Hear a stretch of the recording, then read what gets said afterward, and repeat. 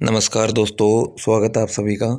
दोस्तों, सीईटी भर्ती को लेकर विपक्ष का बयान आया। सीईटी भर्ती में मिली बहुत बड़ी गड़बड़ी और एचएसएससी ने छीना हजारों युवाओं का हक। कौन सी नई अपडेट है, क्या क्या बयान आए हैं और किस भर्ती में गड़बड़ी मिली है और कौन सा हक छीना है। यदि आप कंप्लीट डिटेल जानना चाहते हैं तो वीडियो को लास्ट तक और ध्यान से ज़रूर देखें। इससे पहले यदि आप इस चैनल पर नए हैं तो चैनल को सब्सक्राइब ज़रूर करें और इस वीडियो को लाइक भी ज़रूर करें। तो देख लेते हैं क्या नई अपडेट है। सबसे पहले तो आप ये न्यूज़ देखिए जिसके अंदर विपक्षी नेता की बात की गई है। तो यहाँ पे जो भूपेंद्र सिंह हुड्डा जी है, उन्होंने बताया कि 2 लाख नौकरियां देना दूर, सीईटी तक नहीं करवा पा रही भाजपा सरकार।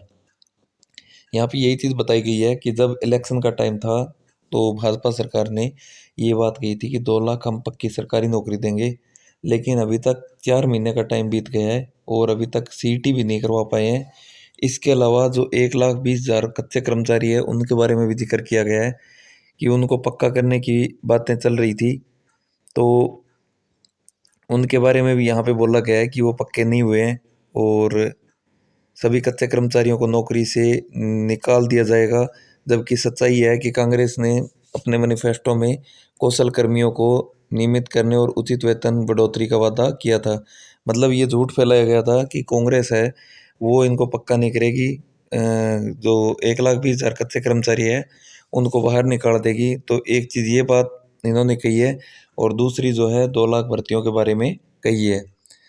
तो ये है पूर्व सीएम भूपेंद्र सिंह हुड्डा जी का बयान। अब देख लेते हैं अगली क्या अपडेट है।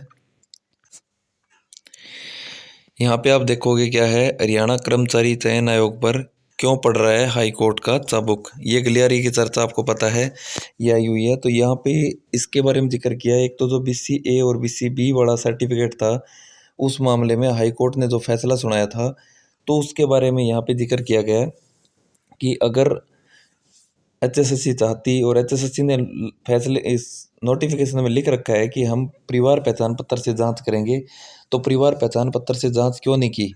हालांकि जो सीएम साहब है नायब सिंह सैनी जी, उनके नाम पर बीजेपी सरकार है, वो बैकवर्ड कास्ट जो BCA है या BCB है उनका चुनाव के टाइम प्रचार भी कर रही थी कि हम उनको बहुत अच्छे अवसर देंगे, लेकिन उन्हीं के सर्टिफिकेट है वो रिजेक्ट कर दिए गए। इससे क्या हुआ, हज़ारों कैंडिडेट है वो बाहर हो गए क्योंकि उनके सर्टिफिकेट जो है PPP में तो सही थे, लेकिन वैसे जो अपलोड किए वो सर्टिफिकेट उनकी जो डेट दे रखी थी कट ऑफ डेट उससे पुराने थे। लेकिन हाई कोर्ट ने उसको सही माना और उनको अंदर करने के आदेश दे दिए। लेकिन इसमें बताया जा रहा है कि जो रिजेक्ट किया आपने वो संख्या हज़ारों में थी। अब उनको उसका बेनिफिट मिल पाएगा या नहीं मिल पाएगा ये तो समय बताएगा, लेकिन वो फिलहाल तो वंचित रह गए हैं। दूसरी चीज़ बात करें ESM और DSM वाले फैसले की, तो उसमें भी बहुत सारे कैंडिडेट को नुकसान हुआ है।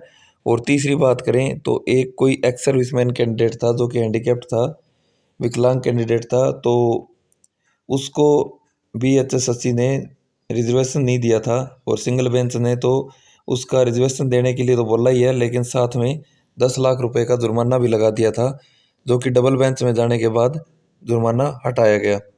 अब बात की जा रही है, 2 चीज़ें तो ये होगी, तीसरी चीज़ ये है कि HSSC ने इलेक्शन के टाइम तो आपने देखा था कितनी तेज़ी दिखा रखी थी। 7 दिन के अंदर अंदर एग्ज़ाम हो रहे थे, अगले 5-7 दिन के अंदर अंदर जो है लिस्ट लग रही थी, 4 गुना की लिस्ट लग रही थी, सारा कुछ हो रहा था।